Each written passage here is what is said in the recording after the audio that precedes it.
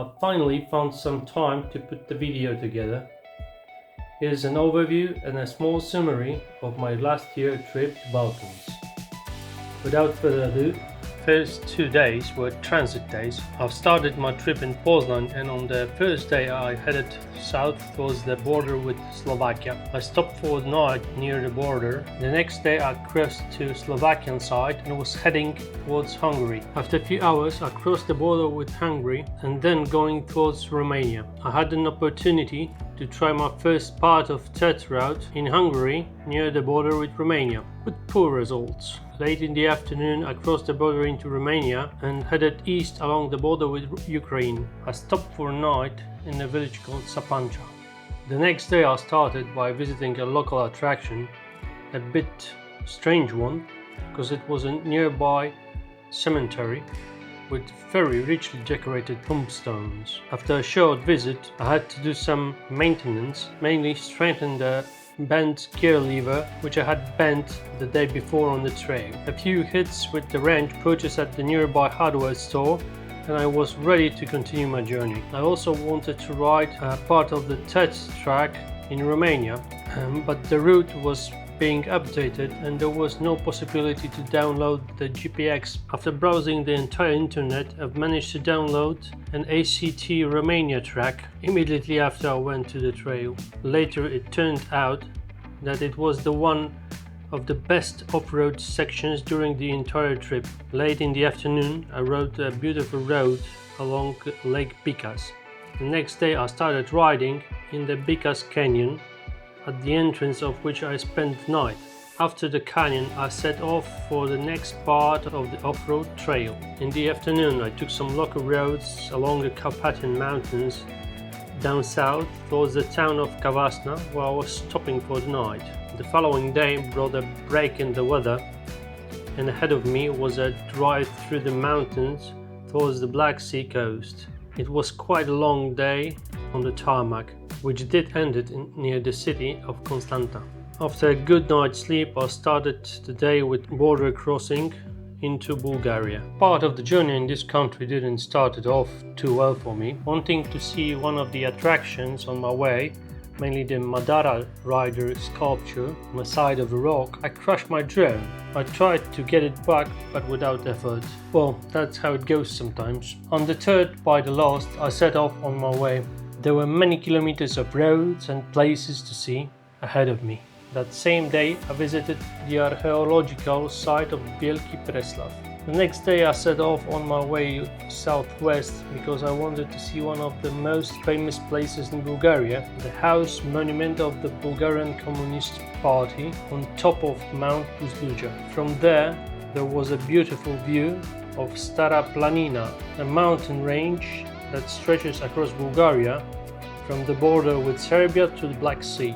I spent the night in the town of Valingot in another mountain range. After a good night's sleep, I started the day riding the Bulgarian part of the TET in the Rhodope Mountains. Towards the end of the day, the weather turned a bit worse, but that didn't really matter.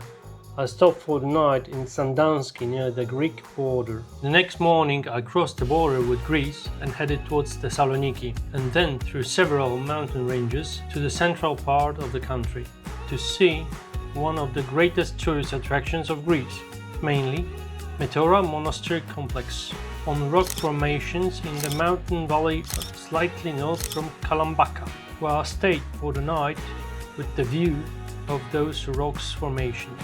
The day after I moved on my way. Avoiding Athens, I got into the Peloponnese Peninsula, but to get to it you have to drive over the Corinthian Channel, over which I passed at the mouth of the Aegean Sea, and then on the side of the peninsula I went to the old Isthmus Bridge to see the channel from above. That day I spent the night in a distance of 50 kilometers from the bridge, in picturesque town of Epidaurus, where you can see the ruins of an ancient Greek theatre. In following day I started driving on a charming mountain roads with a panorama over the place where I stayed. Further, the road led me to a part of the TET trail through olive orchards, and from the hills I could admire the nearby coastline. After getting back on the tarmac, I drove towards the city of Sparta, which was another point to visit on my route. It was also the southernmost point of my trip. After a short visit to the city and taking few photos at the Leonidas monument, I followed narrow mountain roads through some picturesque located towns and villages towards the northwest part of the peninsula. Finished the day near the city of Patras. The last day in Greece began with the ferry crossing from peninsula to the continental part of the country. Then a part of the route along the coast, direction north, and after about 40 kilometers turn inwards through a more or less mountainous area. Meanwhile, rescue operation removing turned upside down total from the road. And in the end of the day, some dynamic riding on the local roads towards the border with Albania. I crossed the border that day and took a local ferry across the nearby river. I stayed overnight near Ksamil, was staying there for 2 nights to have a bit of rest. The first day of driving in Albania will stay in my memory for a long time, maybe because at the beginning of the ride, one of the car almost collided with me. The second thing is that the part of the third route I chose was quite demanding. Albanian mountains are really beautiful and still quite wild. There are still some villages that you can reach in an off-road vehicle or on the back of a horse. Unfortunately, the weather that day was quite unstable. The sunny morning turned into an intense storm somewhere in the middle of the trail, and the weather changed several times by the end of the day. Late afternoon, I crossed the border with North Macedonia in heavy rain, stopped for the night in the city of Ohrid on the lake with the same name. Next morning I went north along the border with Albania on the Macedonian side, and after an hour of drive I was back in Albania. From the border I drove a local road SH6 and later I jumped on the SH31, which got me to the town of Kukes. On the way you could see some reminders in the form of bunkers from the time when Hoxha ruled the country. Another part of the route was winding mountainous road SH5 leading towards the sea and the city of Shkodër near the border with Montenegro. Beautiful views and plenty of twisties. A great road for motorcyclists, but from time to time there are some patches of potholes, so be careful. I crossed the border in late afternoon and stopped in the coastal city of Bar for the night. In the morning, Montenegro greeted me with a beautiful weather. I packed my things onto donkey and went on the road. I could choose from a very popular road along the coast or an old road through the mountains. Well, I did choose the second one. It is called the Viewing Route 3C, with the beautiful views of the city of Bar behind my back and going over the pass with a view of a part of the Shkodër Lake.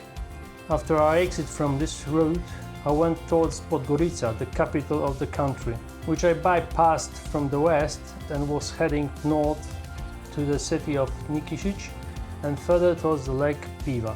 I drove the bridge over the lake and turned into a narrow but very picturesque road leading to Durmitor National Park. I did not enter the park itself because I was there a few years ago. I stopped at one of the hills to admire the views of the lake. Returned the same road down and headed along the lake towards the border with Bosnia and Herzegovina. On the way I was passing over a dozen tunnels leading along the canyon. The border crossing itself is very nicely located on the river, over which we pass on an old truss bridge, from which we can watch people struggling with the river down below. After crossing the border I headed towards Foča, where I stopped for the night. The morning with Bosnia and Herzegovina greeted me with a low temperature, fog and low hanging clouds. There was no trace of any of that after an hour of ride. The closer to Mostar, the better the weather was getting. I refueled donkey in the city and went to Bosnian Tet north of it. I traveled along the trail about 80 kilometers in a diverse landscape. So far I think it is the prettiest off-road part of the route I've been traveling during the trip. Beautiful mountain ranges, scenic valleys and lakes, amazing ride. A short stop for a breakfast somewhere on the route with a view of the valley below and further we go. After a few dozen of kilometers on the trail, I went back onto asphalt because I had a large piece of road still in front of me on that day. I was also able to admire the landscape from the road, but with caution, because quite often animals such as cows, sheep appeared on my way. A large fragment of the route led throughout the valley, in which only abandoned houses were, a bit strange for the center of the country. In the evening I drove back into the mountains to reach the town of Drvaru, where my stay was for the night. Early in the morning I covered a short distance to the border with Croatia. There was no queue at the border, so it went very quickly, and the TED trail sat at the same border crossing, so I started following it. After passing through the town of Knin, I set off on the next part of the route. For a dozen or so kilometers it was an asphalt road, but near the old railway bridge it changed into a gravel road. The whole of this section led along the railway tracks, and I crossed the tracks themselves several times. The next section was asphalt, but very short. After a few hundreds of meters I returned to the dirt road. This time much more demanding than the previous part. Lots of steep inclines and declines with a lot of loose stones and very slippery mud after the rain. Unfortunately, at the last section I wanted to ride that day, I had a small fall. I hit the mirror quite hard and dislocated all the joints in my ring finger on my right hand. The whole hand swelled up quite quickly, made it difficult to continue off-road. So I went back to the asphalt road and stopped at the pharmacy in the nearby town. The medicines I bought helped to temporarily ease the pain, so I decided to visit one more place. I did want to see the building monument of the uprising of the people of Kordun and Bania on Petrova Gora, an exemplary piece of brutalist architecture. After the visit I headed to the place for the night. In the evening it turned out that the hand was starting to look a bit like a balloon, and the future ride won't be a pleasant thing. So I decided to make a quick return home. The next morning, after a rather painful night, I packed my things on the donkey and we set off home. First towards the capital of Croatia, Zagreb, and then towards Hungary. That day I also rode through a small part of Slovenia, 11 kilometers to be exact, and through a large part of Hungary. A majority was on the local roads avoiding motorways. I stopped for the night in Slovakia, about 50 kilometers away from the border in the small town of Horné Saliby. The next day I continued my journey through Slovakia and then a bit of Czech Republic, and in the afternoon I crossed the Polish border. I stopped only for refueling and to get something to eat. In the home country I rode a bit more on the local roads, but the last part of the route was on the motorway. The total distance of the trip was approximately 8,500 kilometers. I traveled through 12 countries, not including Poland.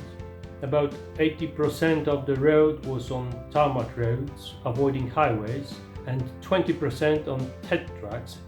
I used them 6 times in different countries, and once on ACT track in Romania, because the TED GPX file isn't available till now. I did the trip on my 2024 Himalayan 450. I had no problems with it during the whole travel. I had few falls along the way, which resulted in bended gear lever. I lost a small plastic cover from the swing arm with the chain tension adjustment screw, and I broke one of the mirrors. It isn't so bad. Finally, some information about the cost. I did spend about 500 euros for petrol, about 350 euros for accommodation. Most of the time I was staying in guest houses, and the budget for the night was about 20 euros. A few times I did find it for less than 20 euros, and sometimes it was a little bit more. Food, drinks, sightseeing and some souvenirs did cost me about 370 euros. So in total the trip did cost me about 1,220 euros. I hope the information might be useful for someone who's going that direction. I think that's it from me for today. So if you did like the video, give me a thumbs up, leave a comment, share the video, and don't forget to subscribe down below. See you next time.